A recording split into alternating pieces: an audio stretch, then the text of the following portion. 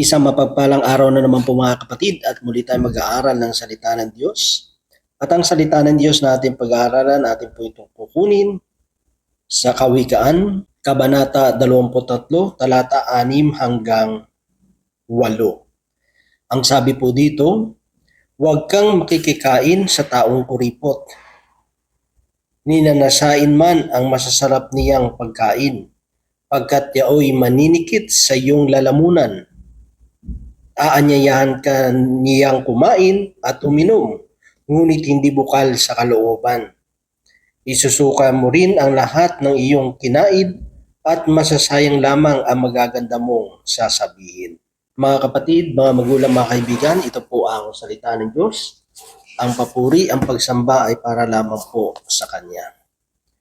Itong ating binasa mga kapatid, ito po ay isang paalala sa atin, no?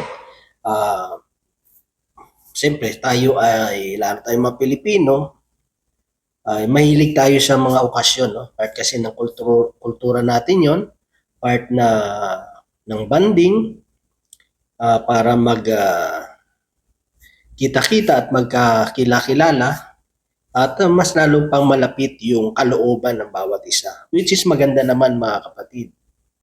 Pero ang dapat natin pagkaingat-ingatan, ang sinasabi ng kawikaan ay yung makisalo tayo doon sa mga taong kuripot, di ba?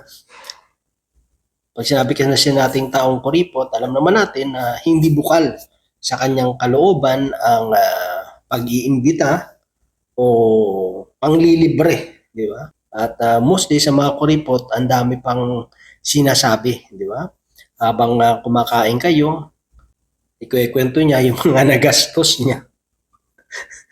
Di ba? Tapos, at dahil hindi naman bukal sa kanyang kalooban, yung paggawa nyoon, at minsan, meron lang kasing motibo. No? Kasi meron mga tao minsan na nagiging mabuti sa kapwa niya, kung sa ano pa, di ba, kung sa mga hayop pinapakain mo para umamo sa iyo. No? Minsan, may mga ganung tao gagawan ka ng mabuti, pero gusto nila mayroong kapalit. No? Hindi man sila nagsasabing may kapalit yung ginawa nilang kabutihan, yung kaya pagpapakain sa iyo.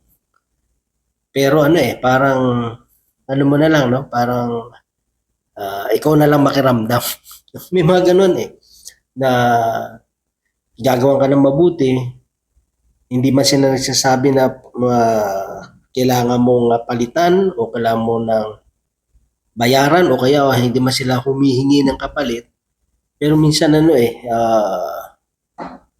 mayroon silang parang controlling spirit ba, diba?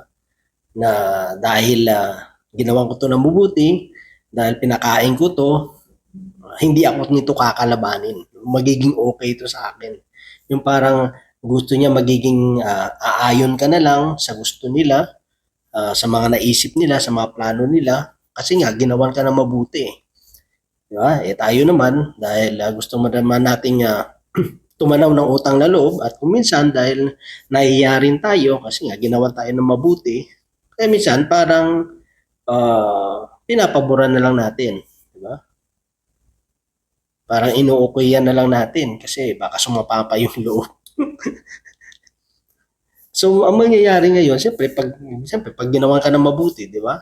Siyempre magaganda yung sinasabi mo sa kanila. Sasabihin mo, ay salamat sa Panginoon kasi ginamit ka para mabusog kami, para sa tulong na ibinigay po sa amin, ay naway patuloy kang pagpalain ng Diyos. Diba? Magaganda yung sinasabi natin sa Kanya. No? Sinasabi natin na napakabuti ng inyong kalooban. Sana dumami ka pa. Sana maulanan ka. Sana maulanan ka at dumami pa kayo sa mundong ito. Kung titignan na natin mga kapatid, maganda naman talaga yon, no? Kapag magawa tayo ng mabuti sa kapwa natin. As long na sa tama yung motibo ng puso natin. Ginagawa natin yun dahil walang kapalit. Ginagawa natin yun bukal sa puso natin at hindi tayo napipilitan lamang. Kasi kapag ginawa natin isang bagay na galing sa puso natin, hindi tayo naghahanap ng kapalit. Maging okay man kayo sa hindi mo isusumbat yung mga naitulong mo, yung mga nagawa mo. Kasi pag ganun, no, di ba? Kunyari, may mga tao minsan kapag yung taong tumulong sa'yo at hindi mo napaboran kasi nag-disagree ka doon sa kanyang panukala o kaya gusto niyang gawin, minsan, ano niya isusumbat niya yung mga itinulong sa'yo, di ba? Yung inilabas ka, pinakain ka, tinulungan ka, di ba? Pamumukha sa'yo, tinulungan kita. Pamumukha sa'yo, ano sa, isusumbat niya lahat ng ginawa niya na mabuti sa'yo. Kaya minsan mahirap talaga magkaroon ng utang na loob sa tao. Di ba? Minsan kinakala mong nasa Panginoon, mabait, palakaibigan, pero minsan hindi mo alam talaga yung totoong pagkatao. Kaya nga napakalaga sa atin bilang naglilingkod sa Panginoon, nandun yung discernment din natin. Maganda yun kapag may naglilibre sa'yo.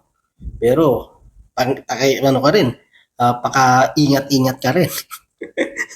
Baka mamaya yung lahat ng magagandang sinasabi mo, baka mamaya yung sinabi nga ng salita ng Diyos, baka dumikit sa lalamunan mo. yung mga kinain mo, no? Kung pwede mo lang isuka, no? Ibalik dun sa taong yun. Kung pwede mo lang na ibalik yung mga itinulong sa iyo, di ba? At masasabi mo parang yung lahat ng sinabi mo maganda rin, nasayang din, di ba? Kasi pinag-pray mo, napagpalain siya ng Lord dahil sa kanyang kabutihan.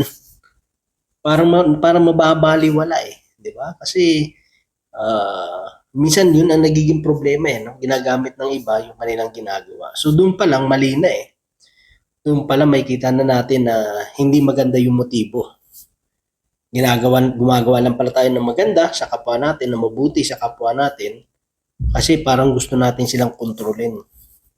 Yung parang gusto natin na sila na lang, mag-agree na lang sa sasabihin natin. At kapag kinalaban tayo at kapag hindi natin nagustuhan yung kanilang ginawa dahil hindi umayon sa gusto natin, ay bigla na lang tayo magdadabog at parang magagalit at isusumbat yung mga ginawa nating mabuti, which is hindi maganda, mga kapatid. So dito, pinag-iingat talaga tayo ng salita ng Diyos na pakaiwasan natin yung mga ganung mga tao. Kasi nakakaya rin naman, di ba? At hindi lahat ng masarap ay talagang masarap. Baka hindi mo alam, no? Parang ano yan pang naghuli ka ng isda, di ba? May hook yan So nilalagyan ng pain, nilalagyan ng bulate o kaya o ano man yung gagawin mong pain para manghuli ng isda. Yung isda naman kakagat, no? Akala niya talagang pagkain, no? Akala niya mabubusog siya, hindi niya alam yung pala yung ikapapahamak niya. Diba? Yung pala yung ikakapahamak niya. At siyempre, marami talagang masasayang, diba? Yung maganda sinabi mo, yung pagkakaibigan nyo, yung pakikitungo nyo sa isa't isa, masisira lang Kaya napakalaga talaga na itinuturo ng Panginoon na sa lahat ng ating gagawin, dapat nandun yung pag-ibig. Ginagawa natin yun dahil sa pag-ibig. So kung ginagawa natin yun dahil sa pag-ibig, hindi man tayo minsan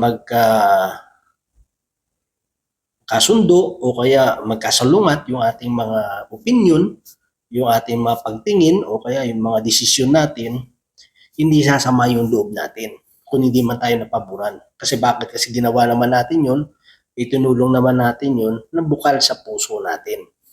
At least malinis yung puso natin sa paggawa natin at pagtulong sa kapwa po natin. So yun lamang, mga kapatid, ang nawa Diyos patuloy magpala sa bawat isa sa atin. God bless po sa ating lahat.